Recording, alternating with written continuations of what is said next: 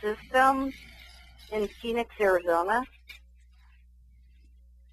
Well, I think most people that know me know what I think because of my songs and my words, I speak of fighting the devil. We're all fighting the devil, but the inhumane, the things that go on there, I've seen it, I've experienced it. It's the buying off of people, the crookedness in the system, the corruptness. I've seen people restrained in chairs. I've seen people beaten. Oh. And it's time to speak out. It's time to make change. We need to do something. So, wouldn't you think it would be great to have a new sheriff? Yes. Yes, it would. It would make a good change. It would. I mean, I don't like to cut down anybody that started out with such a good philosophy, because I really believed in Sheriff Joe. I thought he was the great. I hate to go back on my words, but his philosophy was really good, and he turned into the devil, inhumane, to put someone in 143 degrees in a tent.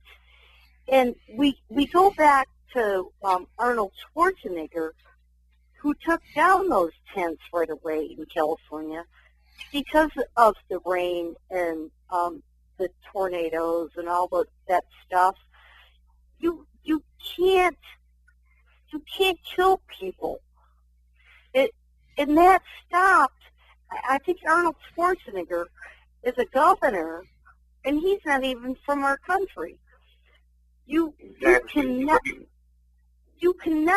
kill people in a tent in 143 degrees. You shouldn't be able to, but he's doing it. And he's doing it, whether it's the freezing cold, as you died in there, Alison, and others have. Oh my gosh. It's inhumane. We would not treat a dog that way, a bad dog even. A bad dog. Would we treat a bad dog that way? No. Let alone a good dog. By the way, he does kill his dogs. They don't go to the Humane Society. We in America, at PetSmart, we give away dogs and we put up signs. He euthanizes. He kills dogs. If they can't get a home, he just I smell the smell. And American people need to know Sheriff Joe kills dogs versus trying to give them a home.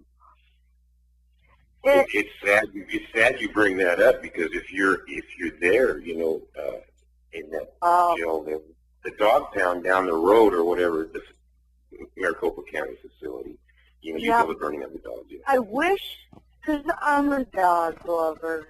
You're a dog lover. Yes. And yes. And he says that he treats dogs better than humans. Yeah.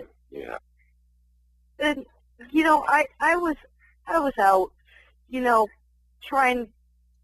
I love my dogs. I have Trixie, Hicksy, Lixie, Hicks, and the probation officers that came to my house, they kicked my dogs. Get them out. That's how he trains his people that work for him. Trish O'Connor and Deb Jones. Yeah, that's the whole thing.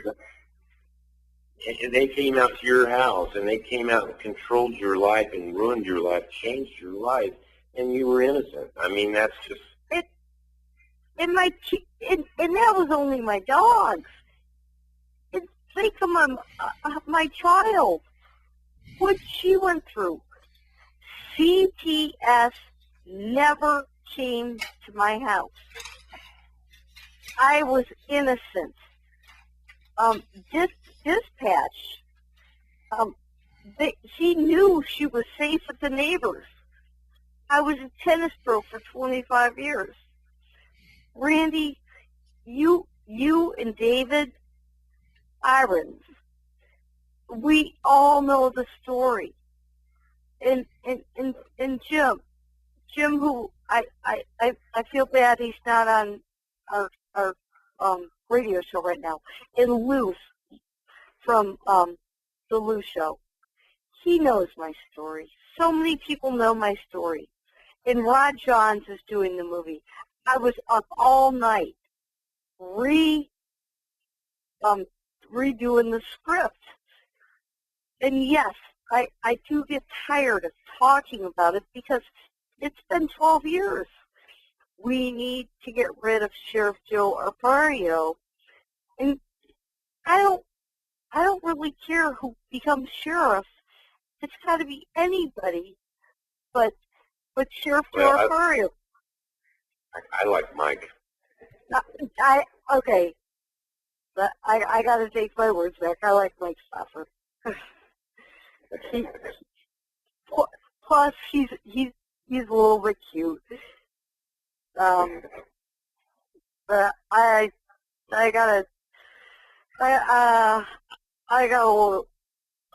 don't mean to be biased, but he's been my favorite from all along. I didn't want to say anything about the other guy. I can't remember his name, Paul somebody or something. But I just like Mike Stauffer. He's awesome. That's me, I like, everybody will say, well, hey, Stuntman Randy, who do you like? And I don't get too involved in the political back and forth of it, but I just say, yeah, I like Mike because I do like what the man is doing, what he stands for. Never met him, just I truly believe in his beliefs. I read a lot. I study. This is my job, and I don't get paid. I've never got one donation. Oh, maybe $25. I'm not out there begging for money. No. And that's not my style. But it's just I want the right thing for the right people. I don't even live in Maricopa County.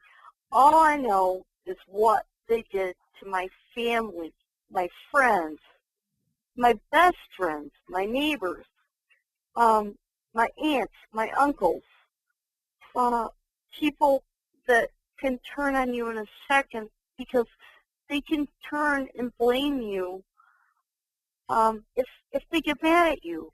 Oh, you were a child abuser, and you know how that feels.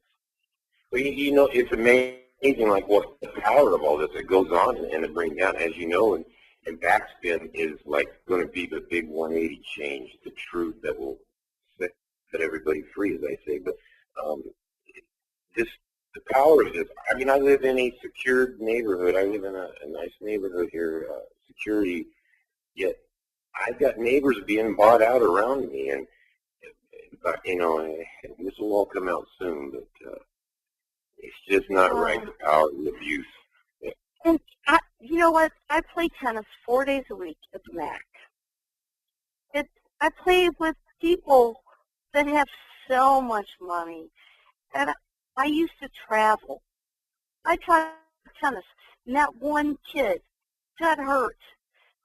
And these probation officers, Trish O'Connor, Deb Jones, her predecessor, they said, we're worried about you hitting the kid over the head with a tennis racket. My motive, I started teaching tennis at 15 years old. We're worried about you hitting the kid over the head with a tennis racket. My first and foremost thing was safety. And my dad, my parents, we grew up on the tennis court. We had back then, we had to wait to sit on the court to wait for a tennis court for sometimes 4 hours just to get a tennis court to play tennis. So, and I used to ride my bike to wait at Carroll Park to play tennis. I love the game. I got a full ride at Central. I was a street player. I never, ever would hurt a kid, a dog, maybe a mosquito. But yeah, and let's remind ourselves, hey, you were innocent. Can you hear me now? Hey, you know what? I think you're on now. Okay, good. I hear you too. okay, you know what? We'll talk that much. Okay. Let's tell the story of Gloria's kid. Gloria, can I introduce that I met you a few years ago during our documentary at the Clarendon Hotel? Sure. And you had a son that was a kid at the time, very innocent, at a pool party, and tried to save a life. And he is now imprisoned for 70 years, and an inspiration to my switching careers from the tennis pro to an activist. And you are an inspiration to me, to the Innocence Project. And I can't believe what the system, and my sister is an attorney, and my family is attorneys, we can't believe, we need to make this public. And in turn, when I told one of my tennis players how this could happen to you, a nice person, and remortgage like 3 houses, spend money on attorneys, and it can't turn around, because a person like Andrew Thomas, who's been disbarred, they add more time, 70 years in prison for Anthony, is absurd for a false arrest. I was falsely arrested. I got lucky because of the media. The media saved my life. Going to the Innocence Project, going to the media, saved my life. Otherwise, I wouldn't be expunged or exonerated. And actually, I went to Dr. Drew again, because you have to continue to go to the media. And Gloria, you can continue to tell your story. Okay, yes. I remember meeting Alison. She was filming BackSpin, her movie, and so we had auditioned for it. So we did meet her there, and then later, yes, we did meet at the state capitol or at the Clarendon Hotel first, and you know, we did talk and do a, she taped us, and we talked about Maricopa County, and my son, Anthony, he was a victim of the justice system here in Arizona, or the injustice system in Arizona. So he had a neighbor who was also a Native American. My son is half Navajo and half Lakota, and so he met a neighbor, and he had a girlfriend. My son was with his girlfriend, who he's no longer with, and they, you know, had a few beers, they hung out, and then eventually they went down to the pool, and so that's where the couples were all, you know, having quite a few beers, talking and hanging out. The lady comes over, talks talks to my son and his girlfriend, goes back to her boyfriend, and at this point he says JY, I'll call him JY, he's the guy who said he was blacked out. He doesn't remember anything, but he was, flew into a jealous rage and attacked his girlfriend and starts stabbing her with a broken beer bottle. And so she's screaming and yelling and trying to get away. So my son runs over there and tries to stop it and tries to tell JY, you need to calm down. Let's not do this. So anyway, he gets attacked himself. So the fight goes in and out of the pool, all around the pool, and my son and his girlfriend run away, and they get back up to their apartment and calling 911 for help. And so then the guy comes back in, JY comes back in, probably to finish the job. And so the fight carries on into my son's apartment. And, he was on the bottom. This guy was on top of him, laying on top of him. And, he was trying to defend himself. He had the beer bottle was coming through his, trying to keep the beer bottle off of his throat. It's coming closer and closer. And eventually his hands all got cut up. His, tendons and ligaments in his hands are cut up. There's a huge fight.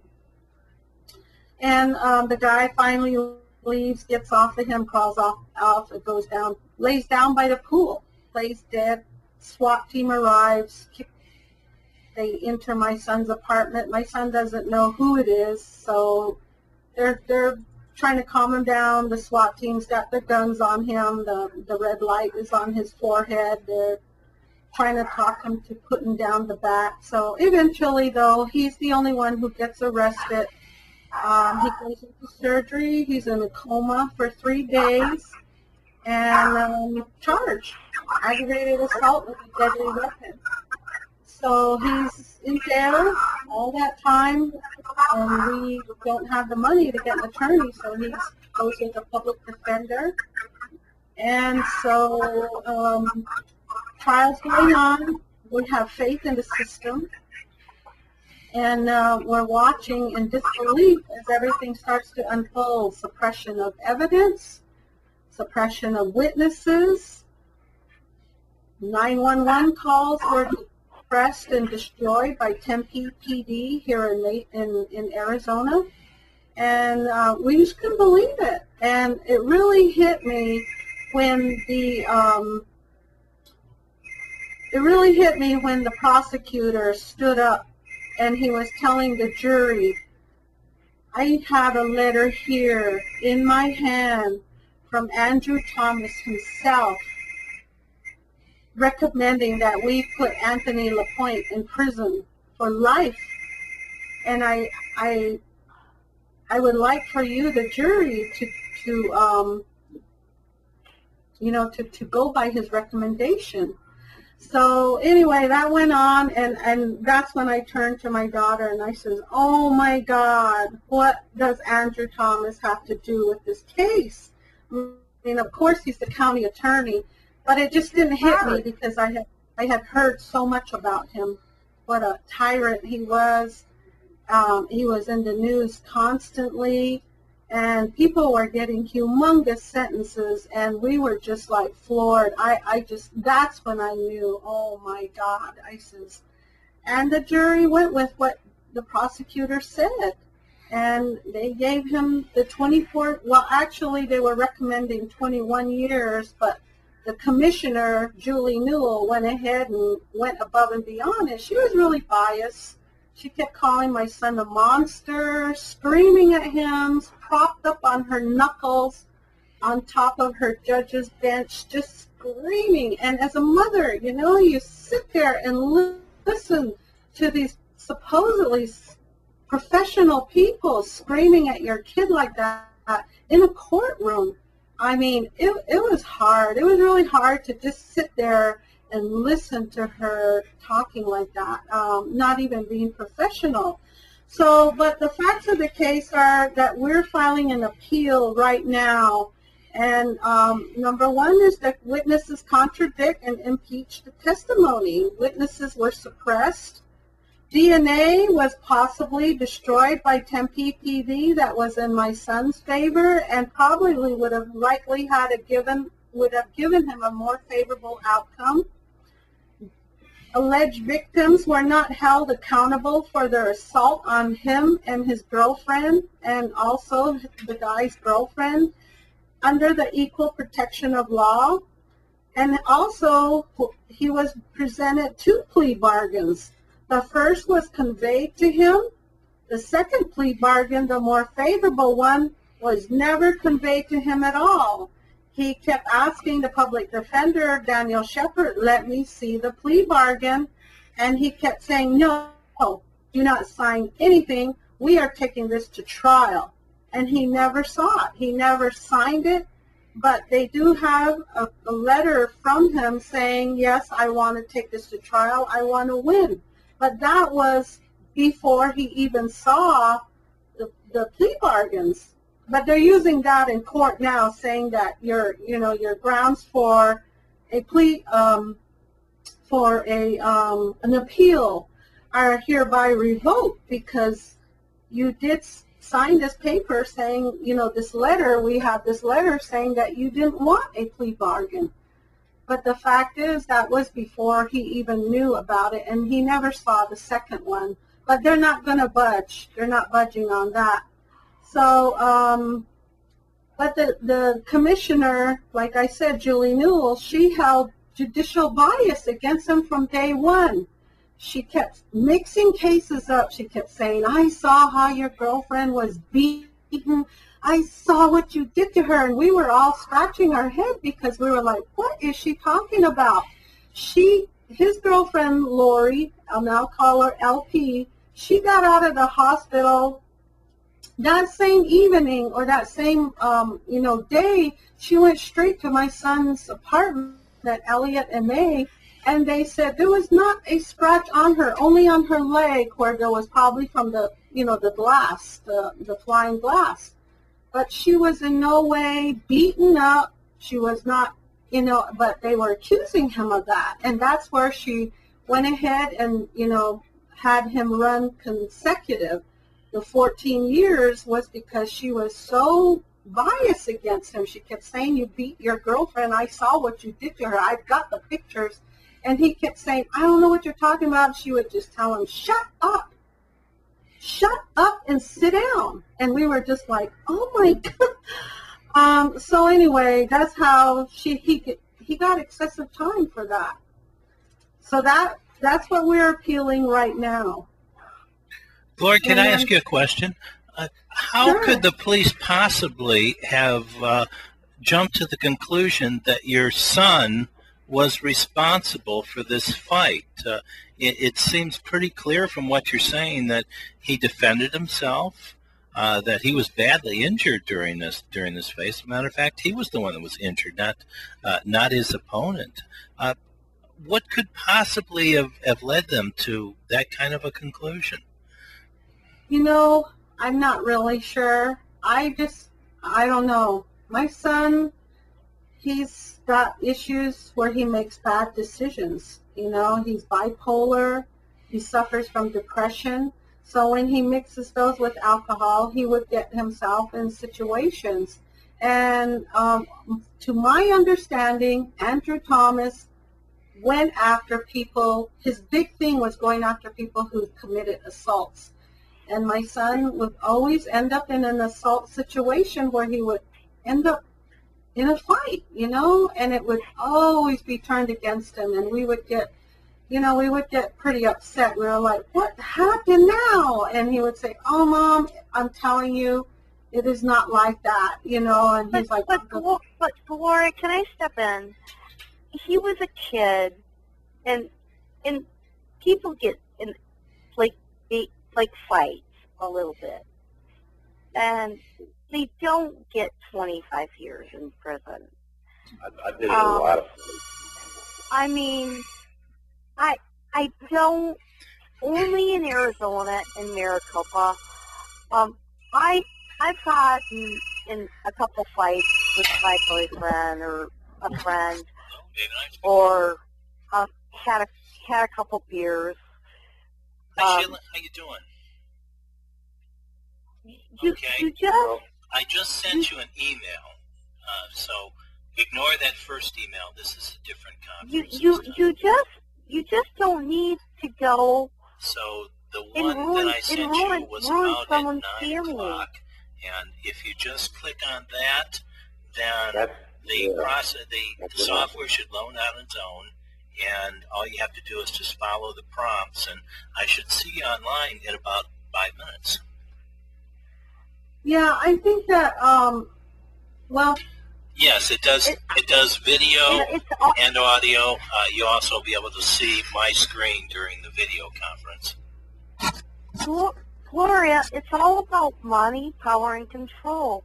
And you know, when I was that age, sometimes someone has a couple beers, or they yell, they do something they probably regret.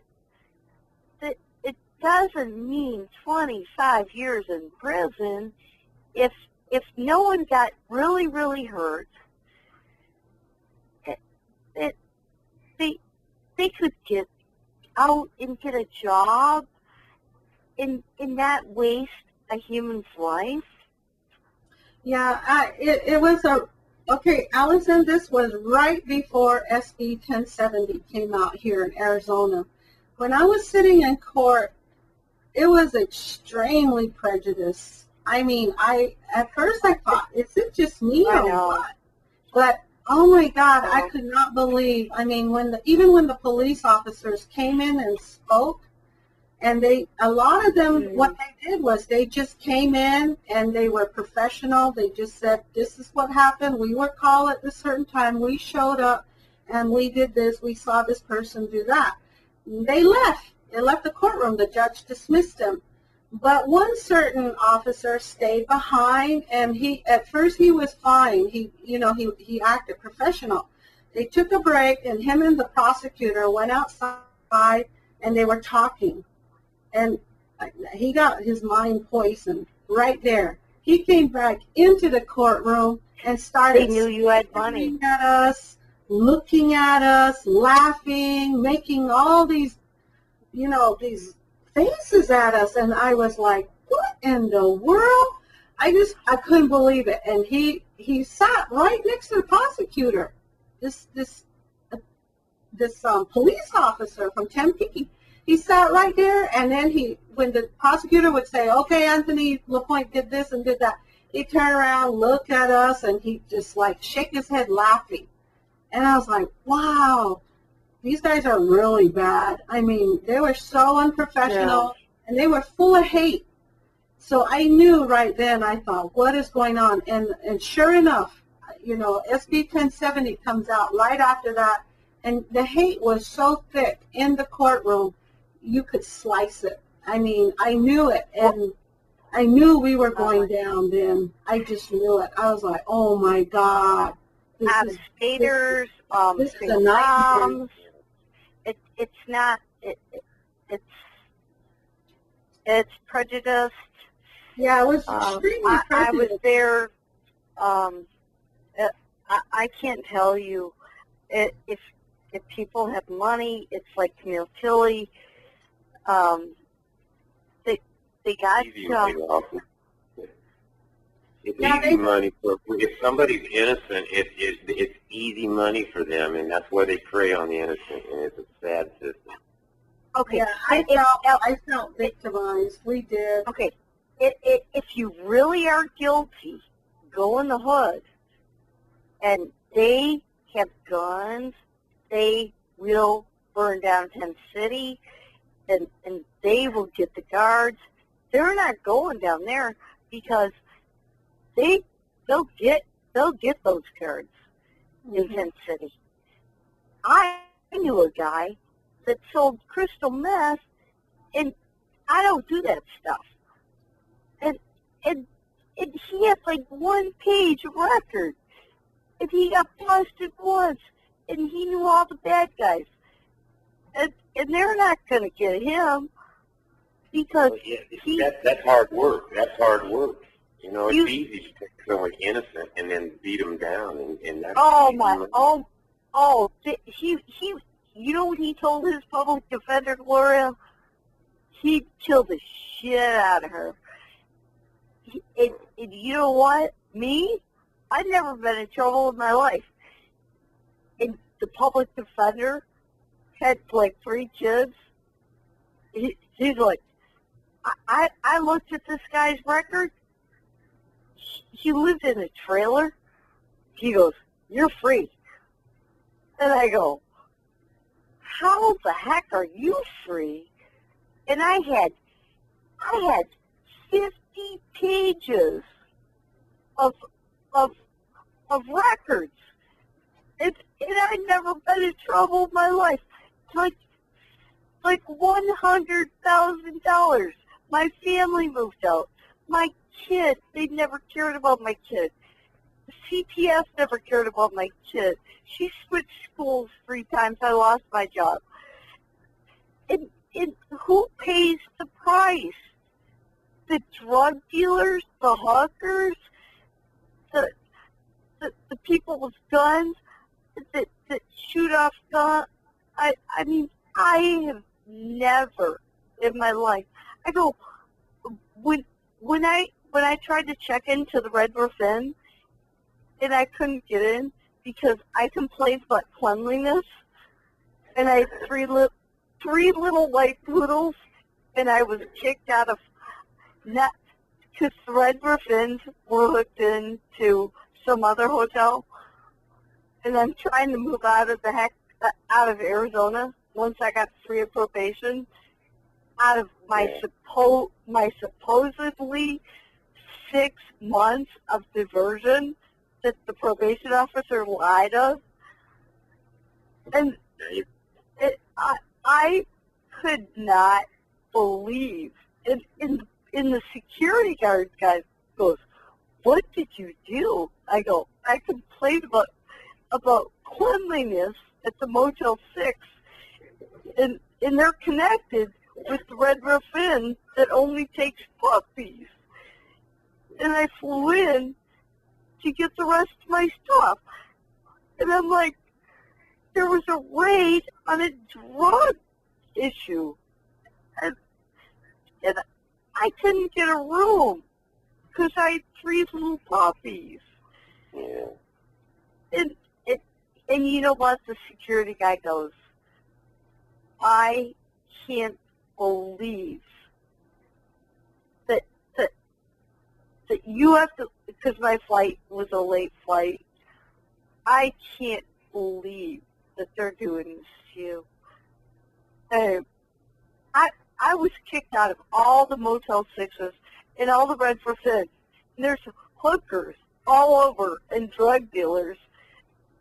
And he goes, what the hell did you do? I go, I complained about dirty rooms. And you never will again. It was disgusting. Yeah, I mean, you're on probation. You're set up to fail. You know that. And no.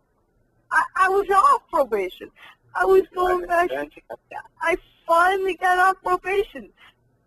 I was going back to get my stuff.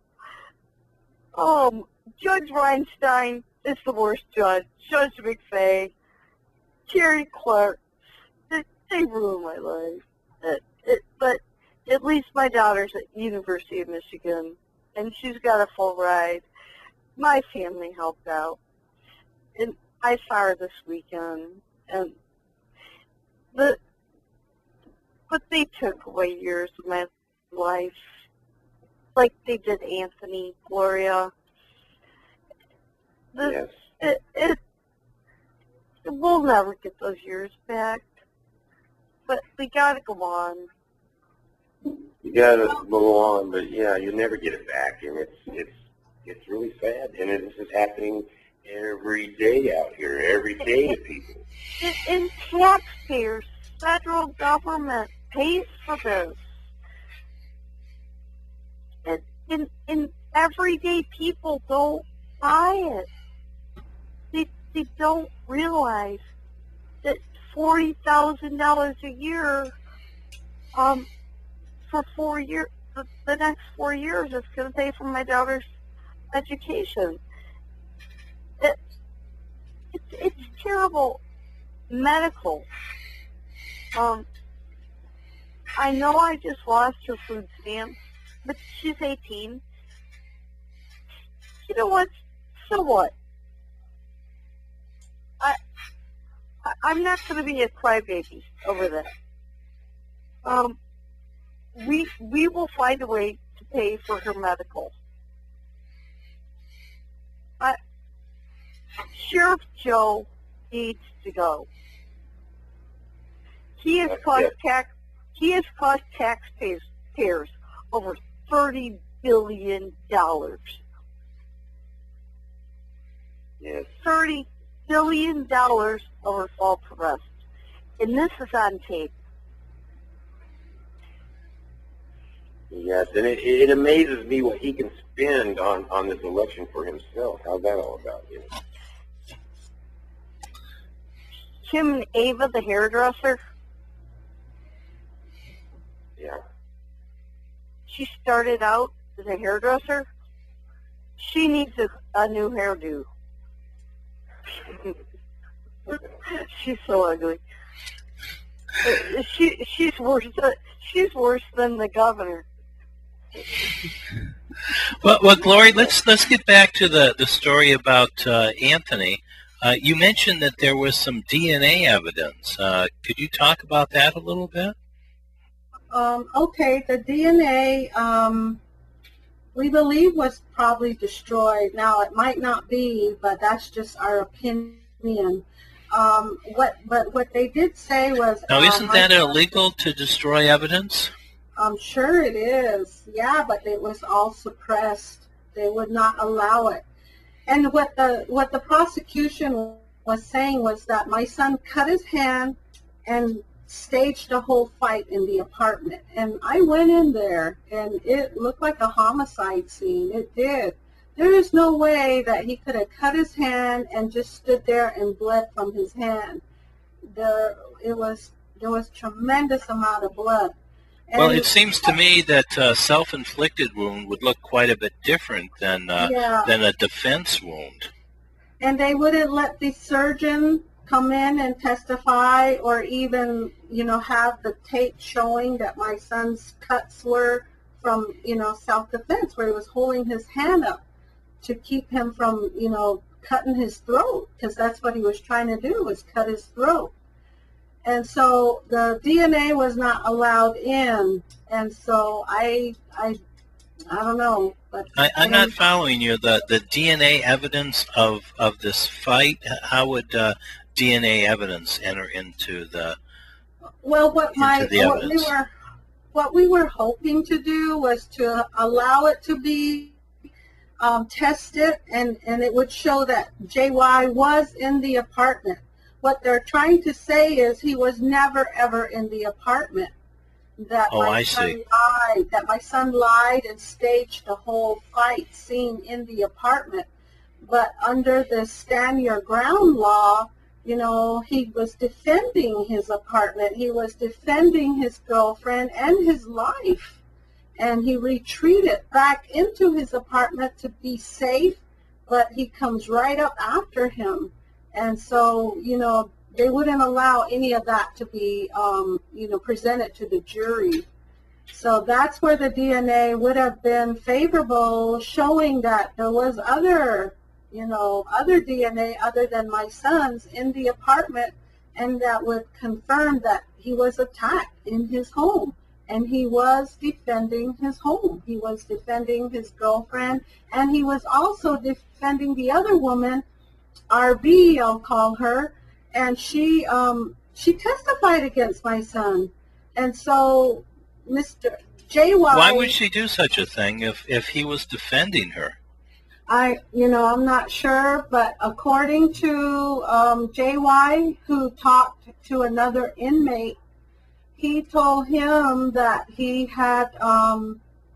was approached by Andrew Thomas and offered a deal.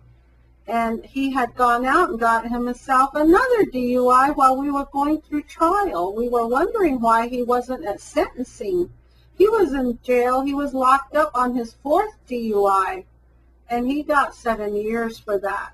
So most people get quite a bit of years on their 4th or 5th DUI, and it was aggravated. But according wait a minute, I didn't follow you. Who was arrested for the 4th time for driving under the influence? JY, the guy that went and fought with my son. Okay, so he did have a record, and a record Yeah. of excessive drinking. Yes, that was his 4th or 5th DUI. It was aggravated DUI, and he probably should have got like 25 years or something for that. Usually that's what you get here in Arizona, but he got like 7 years or something like that. He's getting out in 2019. He's been in there the same time my son went in 2010. So I guess he did get 9 years.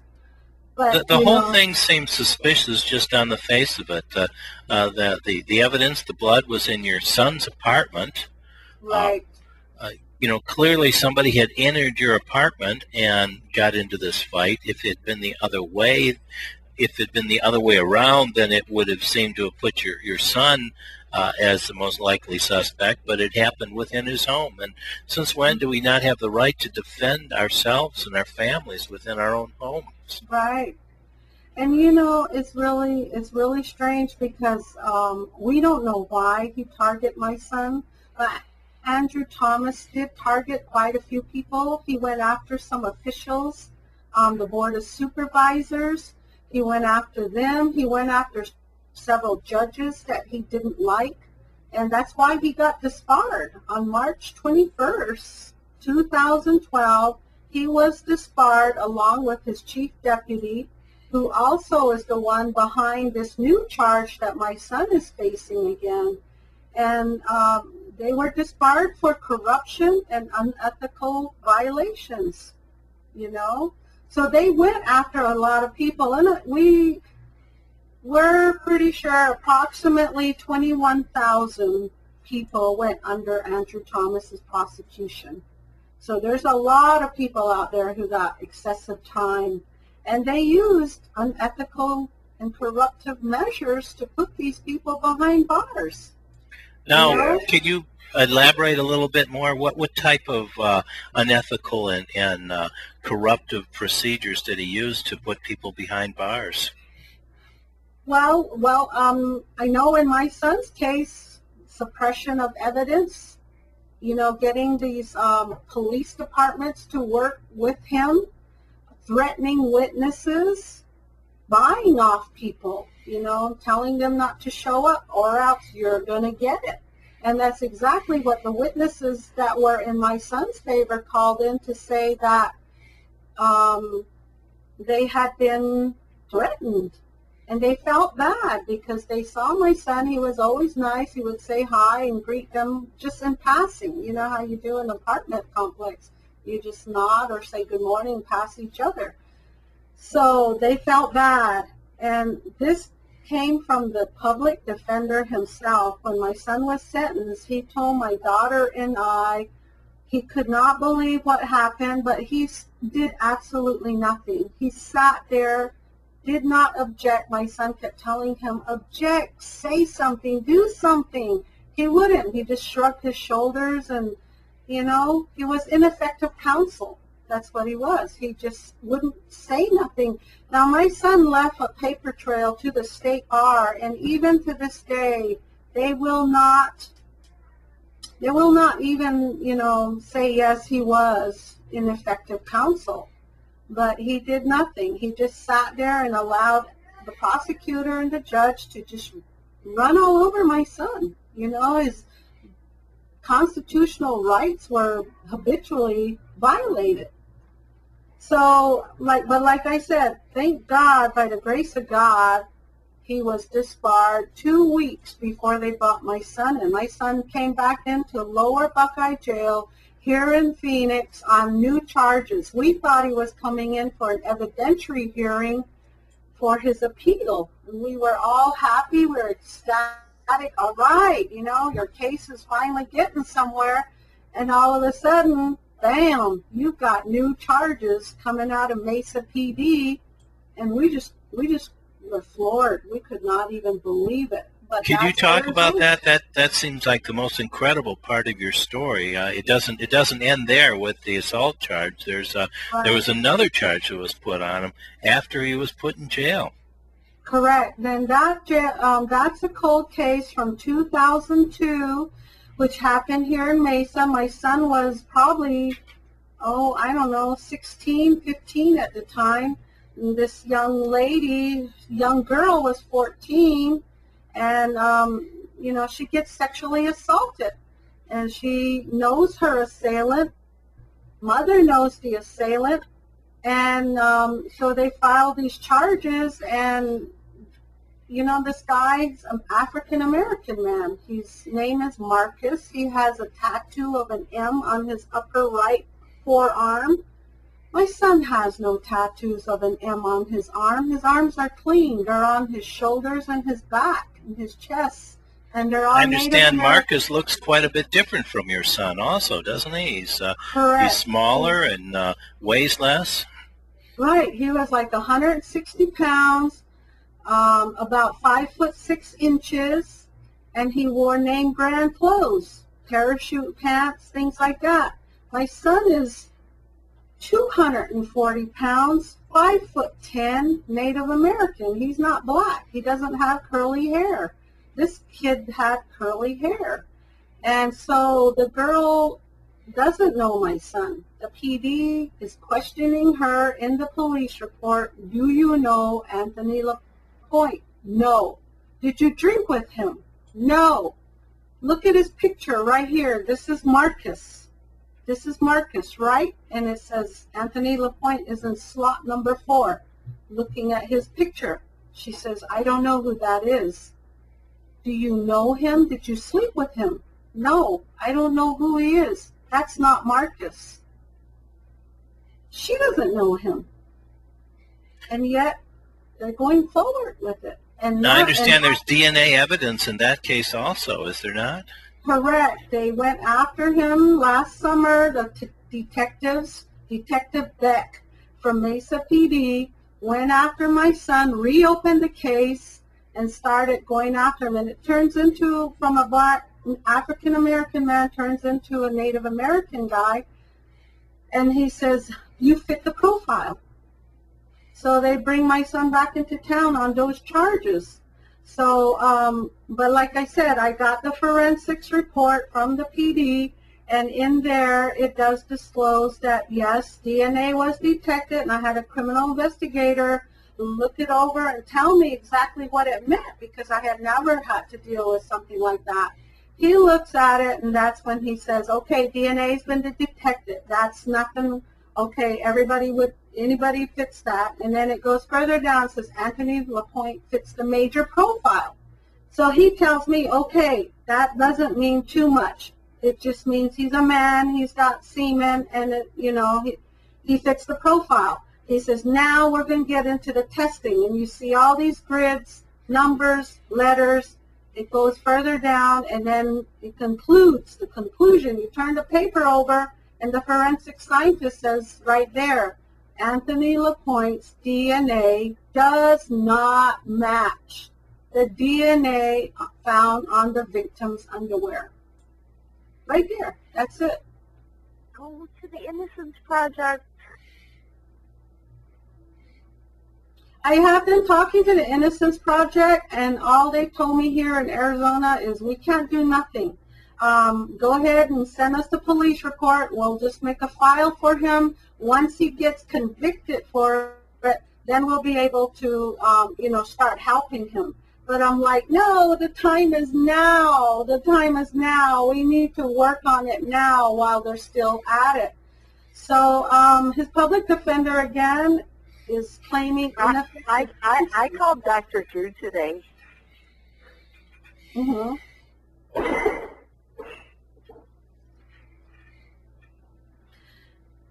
So anyway, he just claims ineffective counsel. So a couple weeks ago, they come at him with a plea bargain. This is the new plea bargain. Plead guilty to the sexual assault. We will drop your 24 years No. down No. to 16, be a sex offender for life. Yes, be on Allison made that mistake of believing her public defender, and that did not work No. out very well for her. Right, No. and we don't want him to. But No. he's emotionally beat up, he's tired, and he's scared to No. I just want you, Dr. Drew. Please don't do it. Give me 1 week. Yeah, he said he'll wait. Okay. His next trial Okay. date is October 23rd. I was up all night last night. I called Dr. Drew. I'm trying everything, Gloria. I know, and I appreciate it. I really do. I got Sheila on the line. Sheila is one of the models that I represent. We also do extras and movies, and Get her on the line. Let her talk. she's been a tremendous help. I mean, Okay. Now, I understand Let her- Sheila actually knows Anthony and has known Anthony since childhood. Isn't that correct? Right.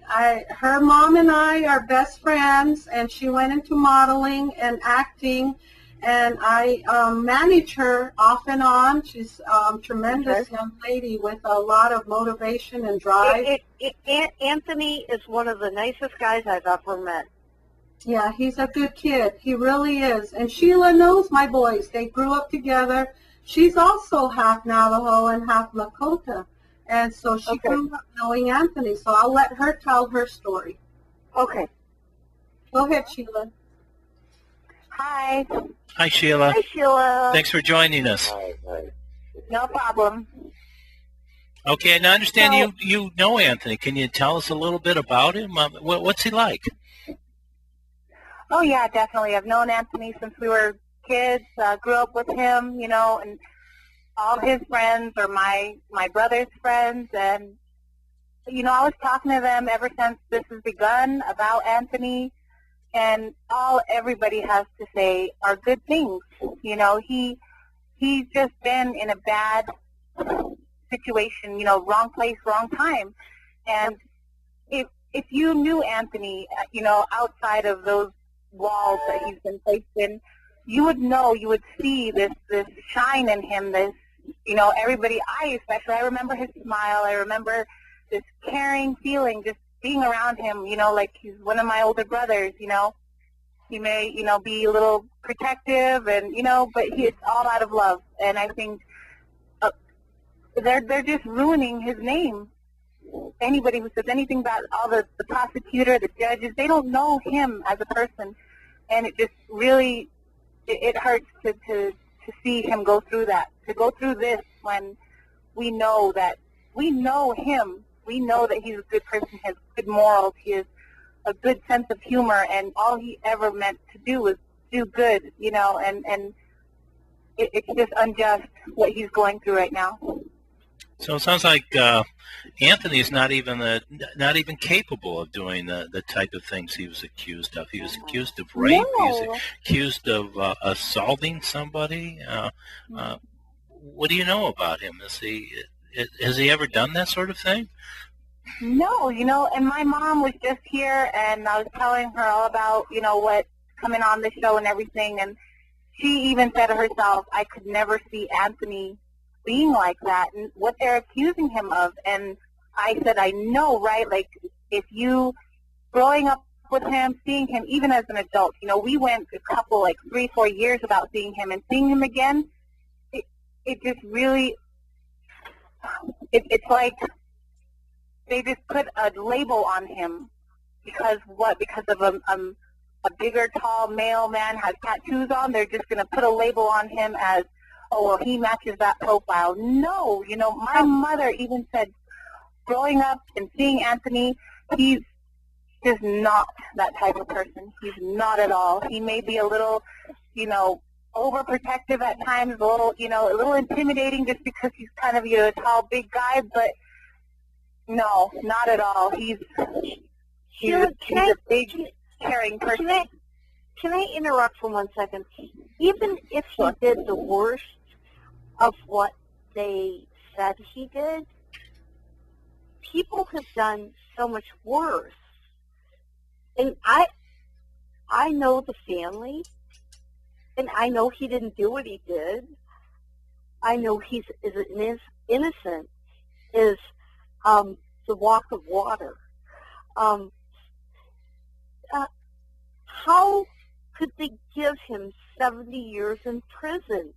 How could a prosecutor that's been disbarred give him 70 years in prison for a family that's had to remortgage and pay attorneys in Maricopa County? Now, this is a system designed for failure. Mm-hmm. Stealing money, and this is my point. Anthony and the family that I met approximately a few years ago is one of the nicest families that I've ever met. No one deserves what I went through. And that's what I have to get across. Tattoos. Chris, somebody, a rock star, got a tattoo. Big deal. He is so nice. His core is so nice. You can't stereotype a person that tried to save someone's life. He tried to save a life. And the sheriffs take over somebody trying to save a life. And there's I was there, 30 of them, just get their taxpayers' money, and they take advantage. And I'm going to repeat this. They take advantage of nice people like the Gloria Lodge. And for some reason, that video, Randy, if he's still online. Oh, I'm hanging out here, yes. They did not put her video on because possibly he was paid off by Sheriff Joe Arpaio. She had 2 chances to get her video online. Everybody else's was online by Steve Wargo, who works for Sheriff Joe Arpaio. And I have to mention names. Michael Manning works on my side of the fence. We need to stop the corruption in Maricopa County. Mm-hmm. And I think a lot of what they're doing is they're trying to make this whole thing with Anthony, they're trying to make they're trying to make a point here by using his case, putting him away for that long. They're trying to, get a point across in the most horrible ways they're trying to make an example out of him. You know when what? They don't even have the right type of evidence to show, that he's done what they're accusing him of. You know what? He's a number. I'm white, American, and they did it to me. And if I hadn't had the media behind me, I'd still be in prison. I had the best lawyers. I had Steve Dick Turk. I called Steve Dick Turk. His name is Steve Dick Turk. From Bryan Cave. And his daughter was on crystal meth, and I wasn't. And we have to be careful of racial profiling in certain ways, because I'm a white, skinny, single mom out of state, Michigan, and they take advantage of out-of-staters because they knew my dad was a big-time lawyer and had money, and they used my money, and I got a good lawyer, and I got the press, and I had modeling pictures, and I went to the tabloids, and I wrote and wrote and wrote and wrote, and when I went and worked with the Death Penalty Association, Gloria needs to keep going to the Death Penalty Association, because I know Ron Kiney, I know Ray Crone, and she needs to get proof that DNA does not belong to Anthony. I'm going to help her for as long. This is going online. I have friends in high places. He only tried to help. He only tried to help with it. So what if a kid parties at a pool party? Who didn't? Mm-hmm. I mean, if you can't have fun when you're 17 years old, and have a few beers, then who lives? Cops party all the time. In New York City, a cop killed 12 people. No, and he got off. Cops get off all the time. Cops have a badge, and they go to school for 8 weeks, not 12 years like a doctor. My daughter's going to be an orthodontist, and I want to make this clear. Cops get a little badge like you can get out of a gun machine or a gumball machine. 8 weeks of training, and they have control power, and they make $8 an hour. And that's the type of people that Sheriff Joe Arpaio hires. He is a racial profile. He is owned, and he's got way too much power because he's killed. There's bones under that tent city. And It was on the news that there was approximately 150 people that have passed away since he's been in office. Way more. Laura, way more. Way more. Yeah, I seen that on the news. I was like, whoa, that's crazy. Do you know a taxi cab driver that drove me home said people die every day there? It's like, oh, diabetes. There was you told me the new article in the Phoenix News-Edge. It's sick. I almost died of dehydration. I had to drink water, and I wasn't even guilty. There was bugs in the water. I had to drink out of a hose, and I went in at 90 pounds. I can't. I can barely, 12 years later, talk about it.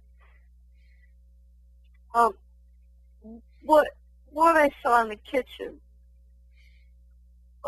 with boots, threatened to be going to the hole, drop, squat, cough, pee. I didn't even go outside. It's so sick if you're on your period. It's so sick. I didn't even do anything wrong. It was on dispatch. My daughter was safe with the neighbors.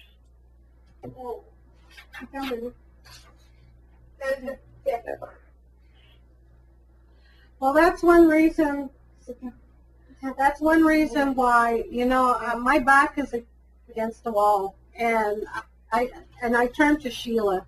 I turned to the American Indian Movement, Dennis Banks, and I turned to you all because I'm like, I'm fighting this for 3 years on my own, and I am, I suffered tremendously. I started having panic attacks, ended up in emergency room, especially when the guards were trying to kill him in DOC. And that's a whole nother chapter itself, and it was horrible. I mean, and I'm not locked up. I mean, he's locked up in the hole, being tortured nightly. Oh my God. Bringing these other gang members up to his cage or his wherever he was housed in the hole. And nightly, they would bring these guys out of there. The guards would take them up to them and tell them, and they would sit there and tell them, we're going to open the door, we're going to open the door, we're going to let him kill you, we're going to let him kill you. And they got his number. They knew our home address. They sent his property down into Warrior Society yards. Everybody had his pictures, all our pictures. They know how we look. They know our address. Oh, they read your mail. They read everything, and that's what they did to us. They threaten your family. You know what they did to me? They came to Michigan. They said Sheriff Joe's been paid to watch, videotape you everywhere you go. I thought if I came to Michigan, I'd be safe. I swear to you. And I went and I reported it to the Michigan Meridian Police Department, and it was on tape, and they laughed at me. I couldn't believe it. I have a police report. You're being watched, videotaped everywhere you go by Sheriff Joe Arpaio. I can't give away. I don't know. I moved 3 times. I don't know what to do. My dad's a wreck. See, we're all fighting the devil, Allison. But that's why we all need to pull together on this. We all need to pull together. True, we do. And that's like I said, I had to turn to the media. I fear for my son, but I just had to. And I know, like, Sheila's got 9,000 followers on her Facebook page, and that's why I thought, you know what, I have to turn to our fellow actors and models to help, because I can't keep trying to do all this on my own. They've got influence. They've got fans. You can't do it on your own. I go to the MAC. I play tennis. And now everybody knows, about it. And they're like, we've heard about the overcrowded prisons. And these people have a ton of money. And I'm like, it's embarrassing. A child abuse, felony 3, when I didn't do it.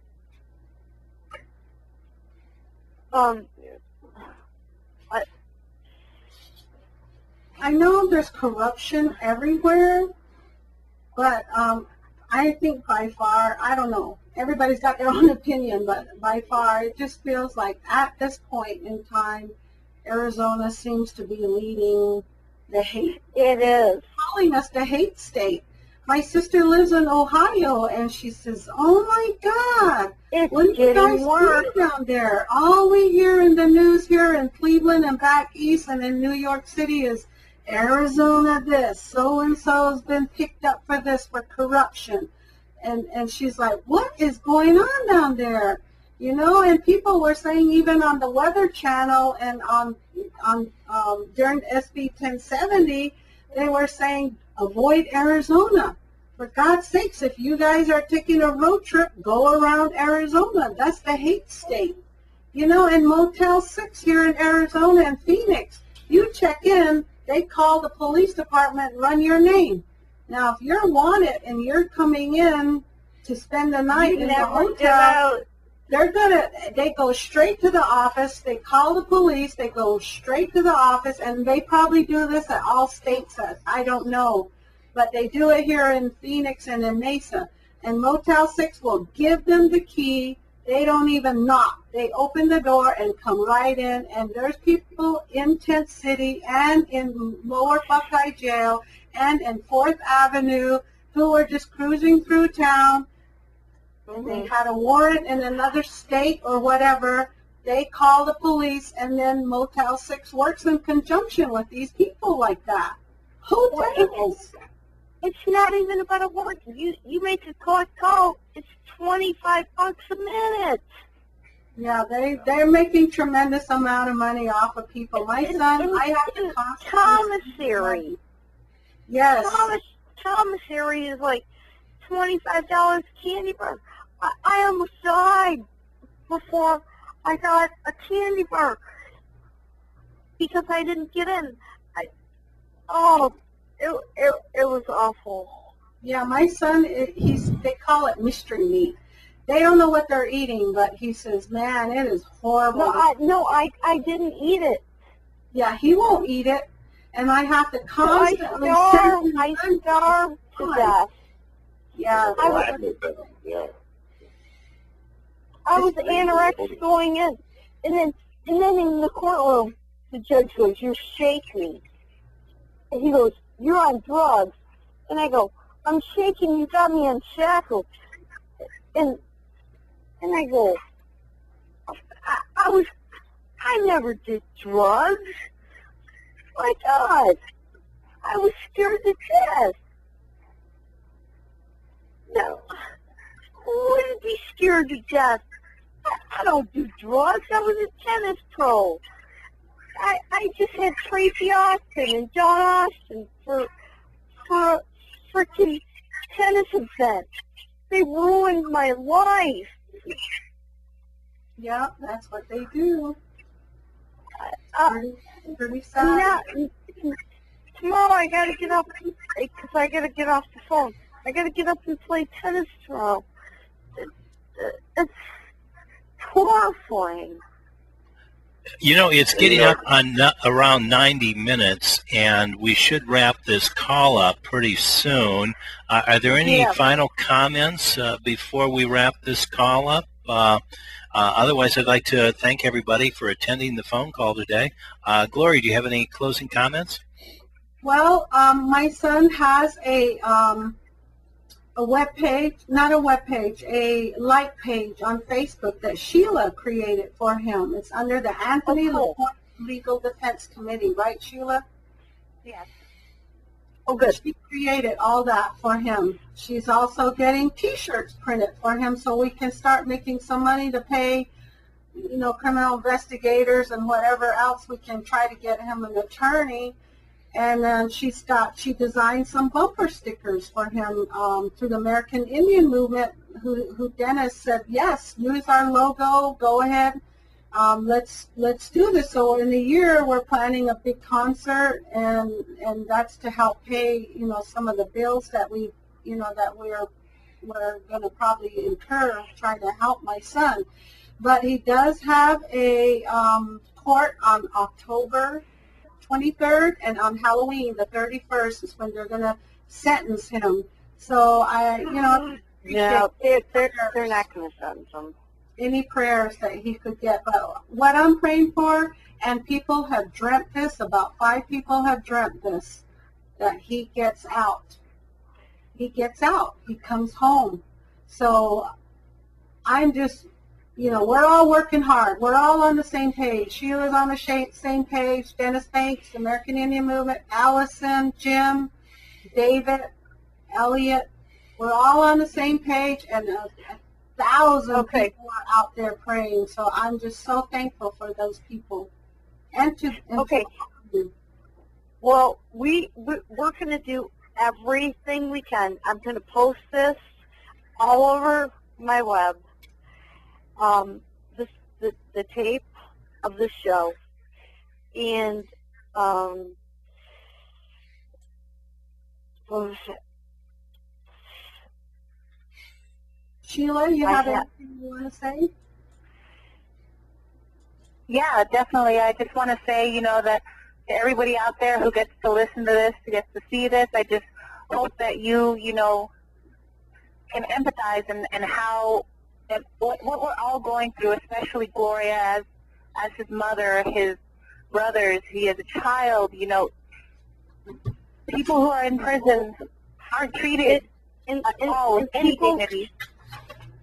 People like Camille, I mean, we have other people, and yes, and it's not just Anthony. That's true. There's a lot of people out there. Anybody they're stripped of all their dignity, and Anthony does not deserve that.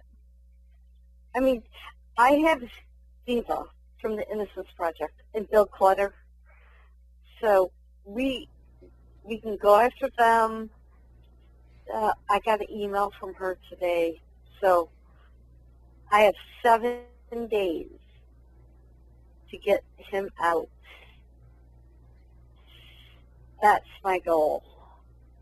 Well, we'll just all keep working together. We're all on the same page, and I really appreciate everything that you do. And you know what? Once we get Anthony out, we do have a family organization called NAI Unity of Hope, which we do advocate for Native American inmates.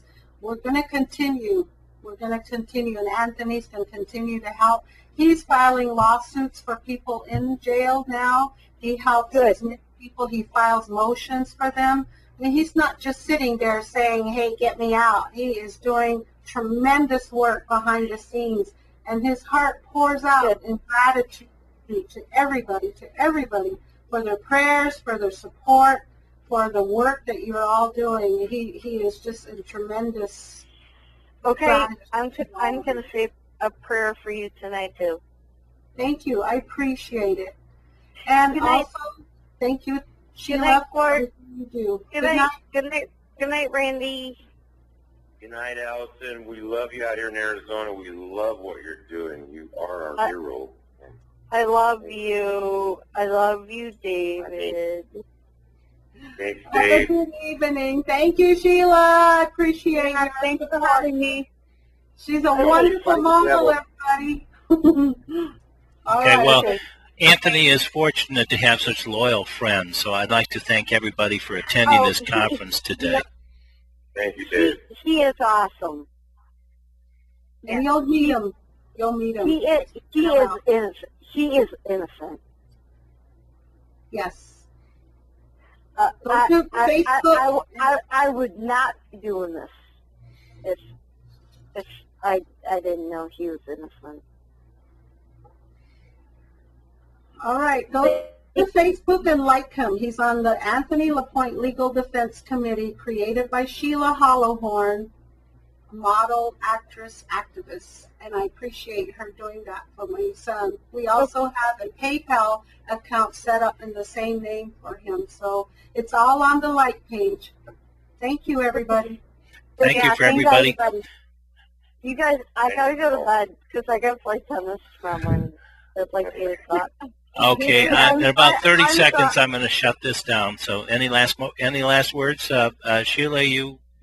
I'm sorry, I didn't mean to interrupt you. Did you have something to say?